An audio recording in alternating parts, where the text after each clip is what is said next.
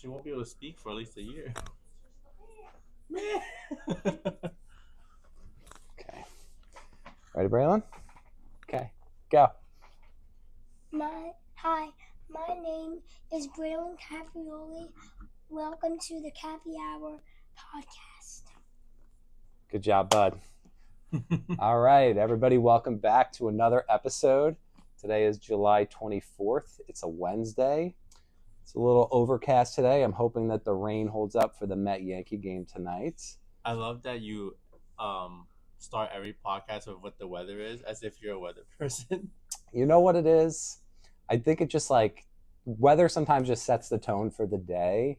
Okay. And I just feel like, it's just kind of like a little indicator of like what's going on today and what the vibe is and Is summer your favorite season? It is not my favorite season. I'm a big fall guy. Really? Yes. In Is the it summer, the I feel like I'm fall melting. foliage kind of thing? No. I think it's purely like temperature, how comfortable I am outside, apple picking and pumpkin picking, all like the fall type outdoor stuff. Yeah. Like you're wearing a hoodie, Is comfortable. Is fall what they consider sweater weather? Or is it spring? Like early spring? Okay, so I think about this concept all of the time. So I'm not answering your question per se, but it's like 65 degrees in the fall versus 65 degrees in the spring. Two totally different feelings. You think so? That's just how I feel. It's like if it's fall, I'm going from a scenario where I'm wearing short sleeve shirts, shorts, and I'm throwing a hoodie on. And if it's the spring, I'm going from a hoodie and pants to trying to figure out how do I get into shorts and flip-flops. Okay. So I just feel like the temperature could be the same, but based on if it had just been 30 degrees and now it's finally 65, that feels super warm. Whereas like right now it's 90 degrees, and if it felt like 65, we would be like freezing. I see what you mean. It's like about the perception of it. So, yeah. Braylon, what's your favorite season? Summer. You like summer? Why is that? Because you get to do fun stuff like go to water parks. Yeah. Is it also because you don't have school? Yeah, because you don't have school. Because you don't have school? Which water parks have you been to so far? I've been to Great Wolf Lodge and Cartwright, and we've been to Splish Splash. Yeah, which Maddox the other day ran into the kitchen in the morning. I was like, what is he about to say? And he's like, Mommy, Daddy said we could go to Splish Splash this summer. And she's like, looked at me like, all right, I guess you got to go to Splish Splash.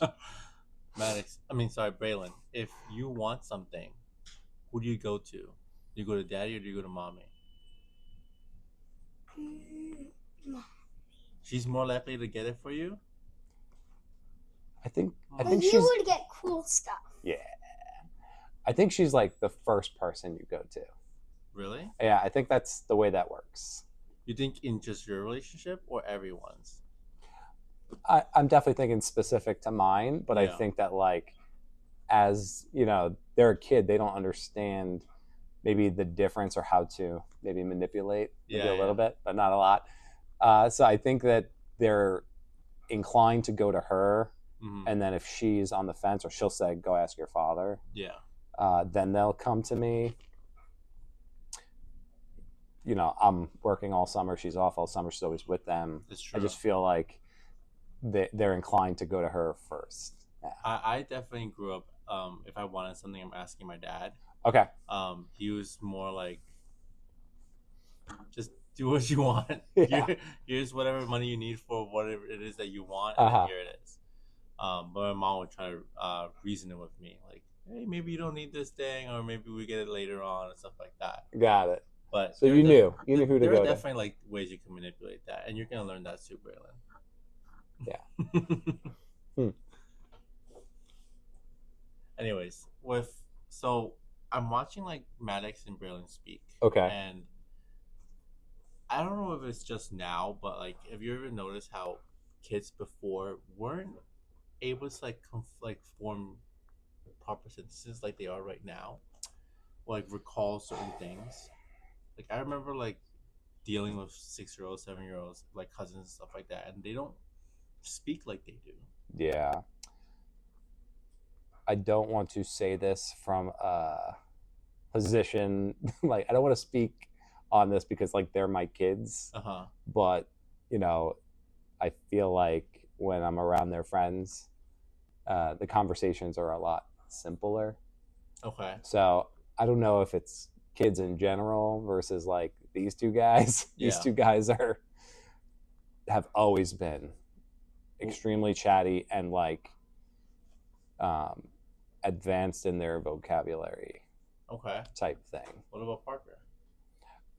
Yes. So I think with Parker it was harder. It's harder to realize. Yeah. Because obviously we have the twins and they're always talking and stealing the highlights, right? Yeah. But then when you kind of go back and you think about, Parker's 4.5, like what were they doing at 4.5? Mm-hmm. Parker seems like pretty much right up there with them.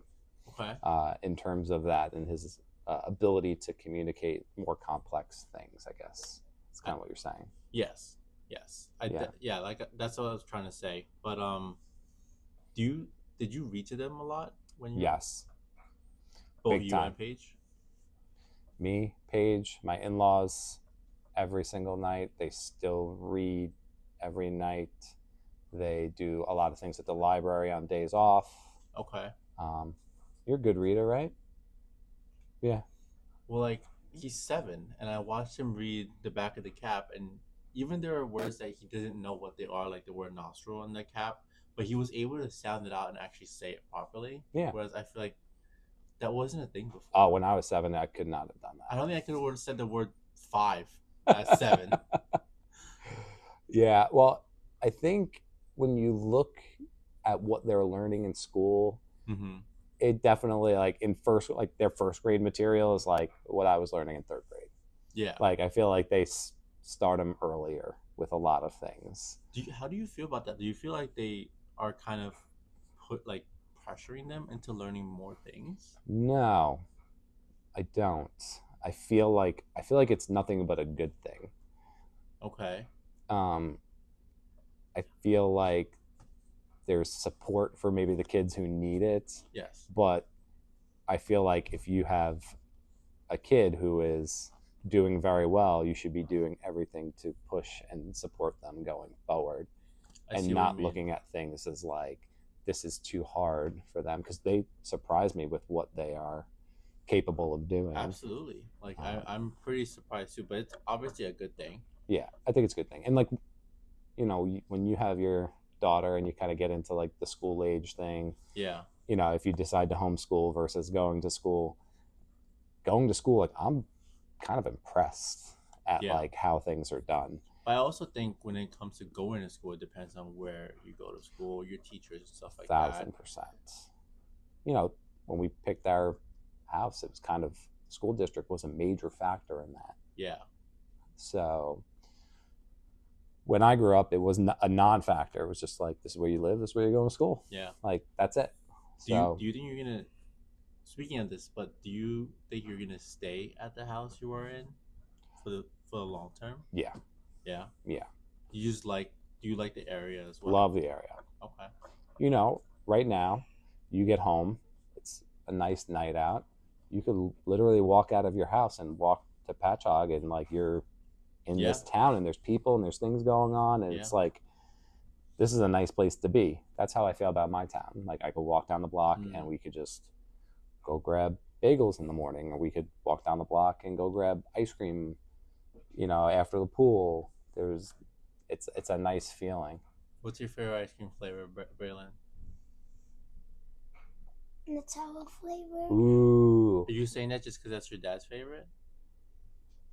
No. I think your favorite was Rocky Road. My favorite is Rocky Road. You're right. And what the Nutella flavored ice cream? Do you remember the name of the ice cream shop that we got that from? Ice Cream Chick. Ice Cream Chick. And where is that? In Huntington. In Huntington. It's a good spot. Okay.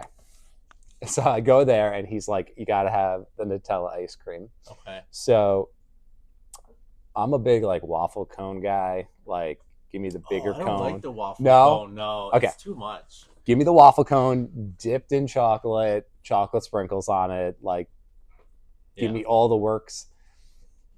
So I go there, have the Nutella ice cream, and I like it. I was like, oh, this is good. I would eat this again. And the next time I get the Rocky Road. So the Rocky Road is 10 out of 10. So good. And I'm eating this thing. And, you know, you eat the ice cream, and then you got to get down to the waffle cone. This is the best waffle cone I've ever had. Like, as I'm eating this, I'm like actively like saying, this is so good.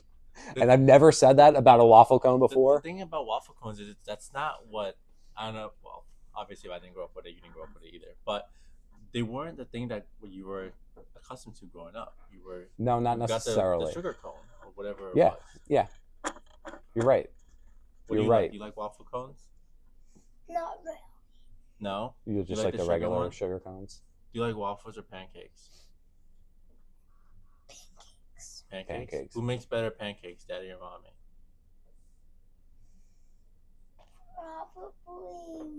Probably Mommy. Ooh. That's fair. Because that you is. think so? I don't really make pancakes at all. You don't cook that much. I don't cook that much. You mostly like grill. I mostly grill. Attaboy. And who do you help me grill? I love when you help me grill.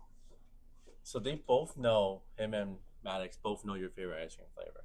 Yeah. And yesterday we were looking on TikTok and there's like those quizzes to see if you know your partners and stuff like that. And we did them yesterday night, and out of like 10 questions, I pretty much got everything right with Madison, but like her answers were just like, there's two choices and you're getting these wrong back to back to back.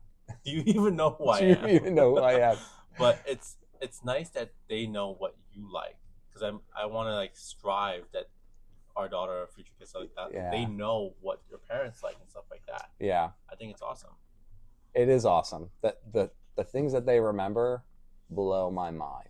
It's like I can't even go back 2-3 years and remember things that have happened, and I'm like, you were 3 years old, how could you possibly remember that? And they'll be like, oh no, this person gave it to me on this day because they came from here. And I'm like, how do you remember that? I think we're just like losing it. We talk like, obviously, like before in history there weren't all these things going on, like memory loss or like hearing loss and stuff like that, right? I feel like it's more prevalent now that that's a thing, but he hasn't been exposed to enough stuff that he has memory loss. He has less to actually remember. He only has 7 years to remember. I'm hoping that's the thing and not that I'm losing my memory. You're losing your memory. Maybe you should just pay attention to things that your fiance likes in life more. No, I got them right. Oh, she got them wrong on you? Them wrong, yeah. Okay, I misunderstood that. I thought, okay, so we're throwing her under the bus, not you. Yeah. Okay, yeah. Do you think Paige would know that you have your favorite is Rocky Road? Yeah. Yeah. That was a pretty confident answer. Well, a couple things. I am a creature of habit, so it's like every time I go get ice cream, I'm getting Rocky Road. Okay, so it's You're not like trying a different flavor. No, why would I do that? I know that I love Rocky Road. So why would I want something that I may or may not like? So if you go to, let's say, Maddox and Brian, like, Dad, let's go to a new ice cream shop that opened up, and they have all these like bizarre flavors, but they also have Rocky Road. You're picking Rocky Road. Yeah, because you go and you get chocolate ice cream from a standard chocolate, pretty much the same. Like maybe like some are like a little bit more creamier, things like that. But like chocolate is chocolate. Like Rocky Road, I've had a spectrum of Rocky Road. Some that are phenomenal, some that are not so phenomenal, some that you could actually see the marshmallows in it, some that it's more of like a marshmallow swirl. So Rocky Road has marshmallows in it? Yes. Isn't it just like chocolate, crackers. No crackers. What? Does it have brownies? No. Or fudge? Okay. Wait, what else is in it? Okay, so it's chocolate, obviously. It's like chocolate ice cream. There's like a marshmallow component. Sometimes there's like a chocolate chip component to it, and then there's like nuts. So like I've also had like chocolate covered almonds in my Rocky Road. I've been having the wrong Rocky Road. I don't know what you've been having. Like graham crackers. Like no, there's no crackers. Okay. Well. Anyway, so I do think that every time I go to a different place and I get Rocky Road, it's a slightly different experience. But I just know that I like that. Okay. Am I in the mood sometimes for just like soft serve chocolate with like fudge on it or whatever? Yes. I had this awesome salted caramel brownie sundae when we went to Jellystone, and it was so good. It was so good. Salt on desserts has been a new thing that we've been doing. Okay. And it just amplifies like the sweetness of things so much. Are you adding salt to it, or are you buying things that have salt on it? Like I don't know if you guys go to like Whole Foods at all, but there is this like frozen section of Whole Foods that they have like these cookie dough things already made, and you just pop them into the oven. Okay. They are out of this world. I wanted to bring some in after it was already made, but I already ate them all. It was I couldn't control myself, and I'm not a big sweet person either. Yeah. But to answer your question, I am putting salt on top of it afterwards. You are? Yes. What kind of salt? Not like table salt. No, it would be like the flaky salt that you would put on a steak. Got it. Okay. Like the bigger ones. Yeah. So you don't put too much of it. Like a sea salt. Yes. Yeah. I love sea salt. Sea salt on steak. I love it. Yeah. Big salt person. I add salt to everything. I've always been a big salt person, but Madison has not. Mm-hmm. And every time she cooks, I can taste the fact that there's no salt in it. And I'm like, did you put salt in it? No, I forgot. You forgot the last 400 days. It's like, let me put this right here so you can remember that put salt in these things. I mean, every time I cook and stuff, salt is very, prevalent in what I do. And sometimes I'll be like seasoning something or prepping something, and whoever I'm with is like, that's a lot of salt. Yeah. And then they eat it and they're like, do you like subscribe to the fact that you shouldn't be having a lot of salt? Like, I don't know if people told you this growing up, like you shouldn't be having that much salt, watch your sodium, blah, blah, blah. Of course. I mean, I've obviously always heard that, like we're in the medical field, so we could see that patients have been on like salt limiting diets for obvious reasons. And I think that from our perspective, I find myself craving salt. Mm-hmm. So like sometimes I feel like maybe I'm deficient in sodium. I'm always craving salt. Craving salt. Can you like just take a pinch of salt and just put it in your mouth? Yeah. I can too. Yeah. And it just grosses some people out, but it just tastes so good. You ever have like a plate of salt?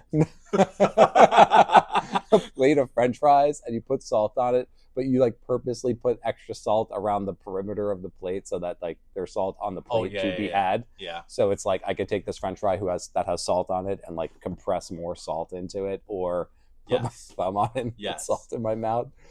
Yeah, I love salt. So yeah.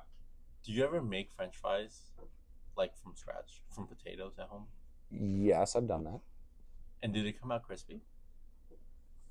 So we got the Blackstone outside 36-inch with the air fryers. So I've made hand cut fries in the air fryer. Have you ever done it without the air fryer? Because every time I try it, they don't come out like if you were to like. First of all, McDonald's has the best French fries ever. What do you think? Who has the best French fries? I think it would be Wendy's. You like Wendy's French fries better? Yeah. Ooh, that's an interesting take. Does Wendy's even have French fries, or do they have wedges? No, they're French fries. They're French fries. They're like different than McDonald's French fries with their French fries. Would you consider wedges French fries? Yes. No, they're not the French fries. They're not French fries. It's potato in a slightly different shape. But that's not French fries. What do you think? What do you think, Bri? Like potato wedges? If they're cooked like French fries and put salt on them. Are they French fries? Is that French fries? I think that could be French fries because there's like waffle fries. Yeah. Okay. Are waffle fries French fries? Yes. Yes. I can see that. Are curly fries French fries? Yes. Yes. Because in the same shape, like that really skinny rectangular shape, just curly. And they're not like. But if you make it into a triangle, it's not even a triangle. It's like a half oval. And they're not like all like just the lines. Yeah. So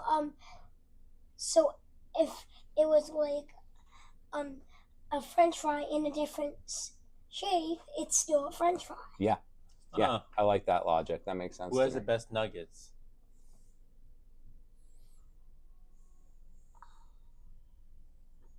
Burger King. Ooh, Burger King. Really? You like Burger King? They go to all the places.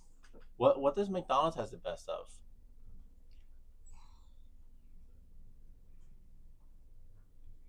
Probably French fries. Because the end is yellow and it kind of looks like a French fry. I like that, Brad. I like that. All right, see? Can't make up his mind. I think we just love all French fries. Okay. But I love waffle fries. I love curly fries.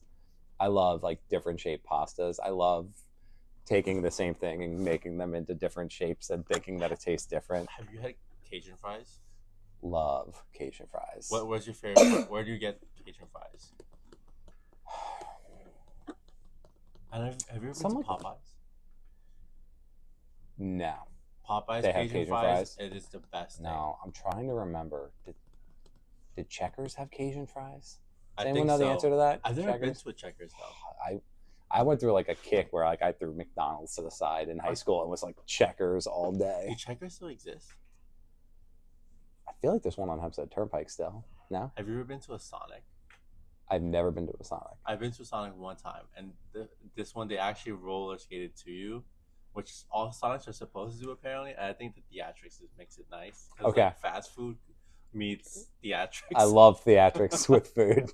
Like that time I got the samurai. They cut my steak with a samurai sword for like an extra $100. Do you have good knives at home to cut steak with? That's a great question, and the answer is no. And it's been one of those things. I think like we got our condo, 15 years ago, and we bought a set of knives, and they were on sale, Bed Bath & Beyond, 20% off coupon, and then it's like you have to like you use that, and you just keep using that, and then you realize I need something better. But then you look at like really good knives, and they could be very expensive. I looked at some recently. Do I need to spend my money on this to cut my steak a little bit easier? I don't know. But it looks nice. Like the ones at the blade at the bottom have like a design, ooh, like the squiggly design or whatever. Love it just that. looks so nice. Do you let them cut things with knives yet?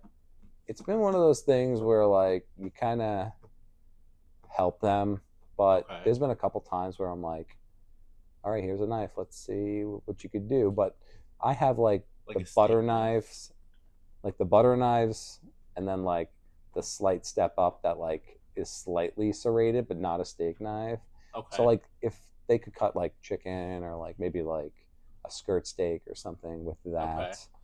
So like we've done that and like, but it's like you sit down to eat and it's kind of just like prep the kids' food and then so everyone could eat.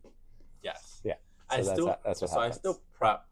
Madison asked me to prep her food and cut things into smaller pieces. Where I'm just like, no, you're 25 years old.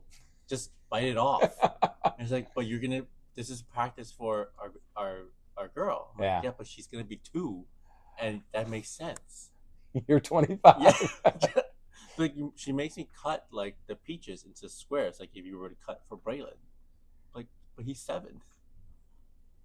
Okay, so this is funny because like sometimes my wife will pack my lunch and I'll get strawberries and I'll look and they're just like full strawberries, and other times with the green on top. Yes. Okay. And sometimes that's cut off and they're cut up into like fours. Okay. Or like she'll make hard boiled eggs, and sometimes I get there and I have to open the egg, and sometimes they're already open. Okay. And I'm like, oh, this is nice. Opened eggs every time, it's the best thing. Every time the egg is open, home run. Every time the fruit is cut up, home run. I never ask for it because it's not a big deal. Yeah. But in the moment, I'm like, this is nice. But to go back to the knives thing with Braylon and Maddox, like, are there times where you and Paige like discuss like, okay, I think it's time to teach them so and so? Like, are there like, so that's one of the things I struggle with mentally. Like, obviously he's not even here yet, but when is the appropriate time to teach things at certain times? Like, let's say scissors are sharp. Yep. Right. Do you wait till they're 4? Do you wait till they're 5? Do you wait till like you can see that they're mentally capable? I have a story about the scissors. I think I probably told you this a million times, but it was like in preschool, the teacher was like, oh, they need to be evaluated for OT because they can't use scissors. And I was like, oh, well, we've never given them scissors to use before, so of course they don't know how to use scissors. It's not that there's a weakness in their hand. It's that they don't know how to actually do this simple task. Do you remember this? Do you remember that? No, that's fine. You remember everything else. So in that moment, I was like, it's still like somewhat age appropriate to not know this. Yeah. And we've never introduced it to them. So let me introduce it to them. And if after a certain amount of time, it's still a problem, then we could do something to address it. Yeah. So that's one of those things where, was it an oversight that we didn't have them using scissors prior to? I don't. At some point, you just start like living life, and it's like they're coloring and they're doing whatever, and it's like scissors just like never happened until they went to preschool and they had to go to school with a little thing of scissors. Yeah. So, I don't know. Like we talked about the bike last week. We did. 2 weeks ago with Maddox, and so that's one of those things where I feel like we're getting to the point where I have to like push it a little bit so that I feel like we should be there already. Do you know how to ride a bike? You can ride a bike with training wheels? I could do it a tiny bit. I could do it for like 20 seconds without them. Yeah. Yeah, you did that last time. That was very good. I remember. Like, I didn't know you were holding. Like, did you do it from our driveway? So we started like at the back, and when you were getting us to our driveway, you were still holding. And when we like passed our house going that way, did you let go? Yeah. Yeah, and you had it for a good 20, 30 feet. I wasn't holding, and you were doing a great job. But then you stopped because you got a little scared. I don't know if you realized that I wasn't holding, but you were doing such a good job. But it's all good. It's just something that you just got to keep working on. And I'm telling you, one day you're going to be like, boom. And you'll be gone. I can ride a bike. Now I'm driving to school. Whatever. And I'm like racing you. You're going to race me? Oh, I want to race you on the bike. That sounds like fun. You take the bike to go get Carvel. Ooh. When was the last time you went to Carvel? When was the last time you went to Carvel?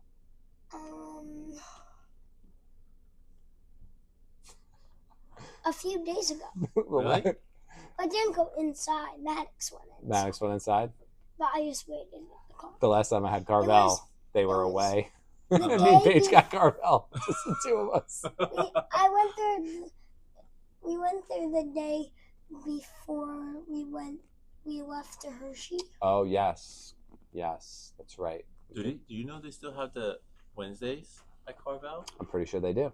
Wow. It's like half off, or yeah. buy one, Something get like one. that. It's buy one, get one. Right, Bogo? Good. All right, Bray. Doing okay? All right. how are you enjoying your day of work? Yeah, you're doing a good job. What's your favorite part about working here? Doing the hot packs. You like doing the hot packs? That's funny. That's exactly what Maddox said. What do you want to be when you grow up? A physical therapist. What? Wow. All right. You might have to support your brother. He wants to be an ice cream guy. Parker wants to be a physical therapist too. Oh. Yeah. So. So if you saw that they were starting to be serious 10 years from now, I don't know if you would still be in the spot. But if you saw that they were being serious, would you try to hold off on like you leaving so you can pass it down to them? I don't know, because I think like owning a business is not for everybody, so I wouldn't want to put that onto them unless it felt right. So like, what if they go to PT school and I'm like, okay, here we go. Yeah. They graduate, okay, here we go, and they're like, oh, I want to work, in the hospital. And then you're like, okay, that's fine. This isn't everybody's cup of tea. That's true. But, we love it here. We feel very comfortable here. Yeah.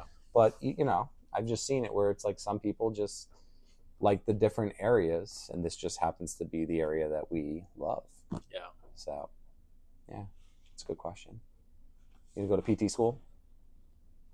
You're gonna go to Buffalo? You can't wait to grow up?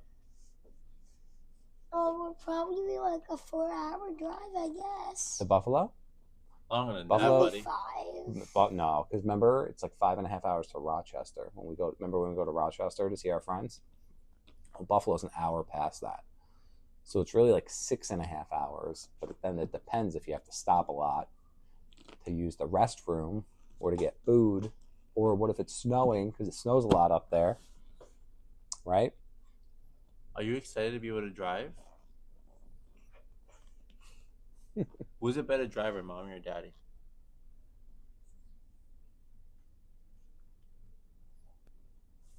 Nice. Attaboy. Good job. Good answer.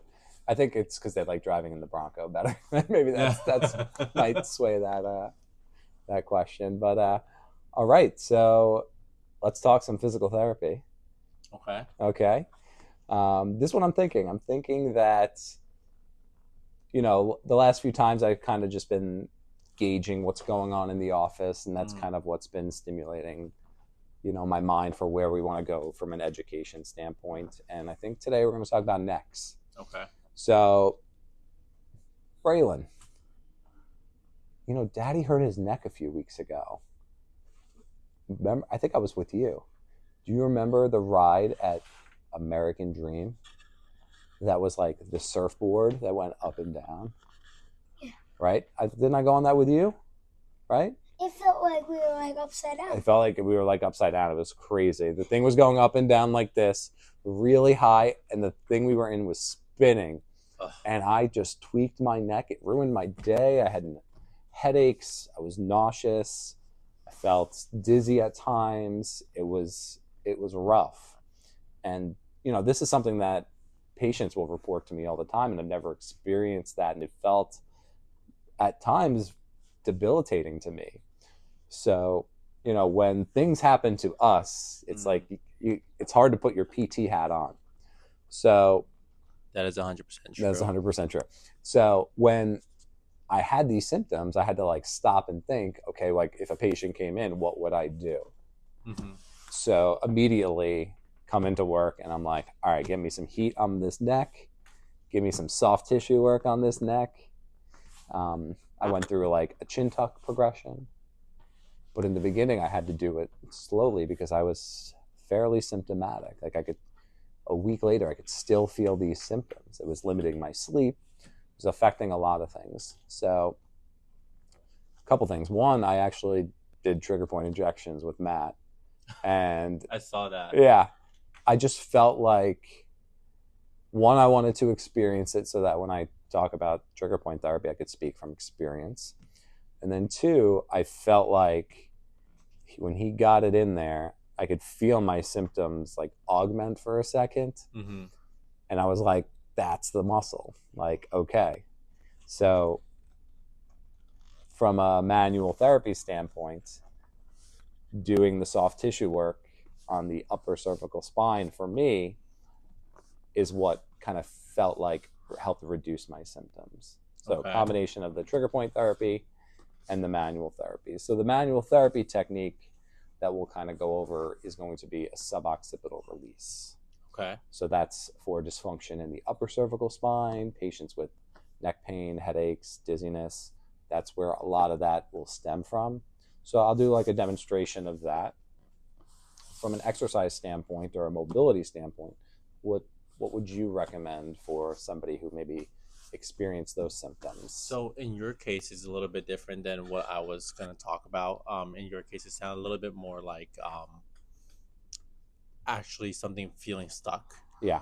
But you can also have cervical symptoms from just general tension. Of course. Right? Yeah. And in that case, I like to do a lot of breath work or breathing to kind of release tension. That in conjunction with the manual therapy. Not only that, but also from personal experience, I do suffer from like a lot of exercise induced headaches. Okay. Every time like after I do something really strenuous, I will get these burning headaches. Interesting. And it's the most bizarre thing because I've only started experiencing it last year. Okay. But I've noticed that doing a lot of either chin tucks, like you said, or just stretching out the back of the head has helped a lot. Because I noticed that once I work out, my head kind of like protrudes forward like this. Yeah.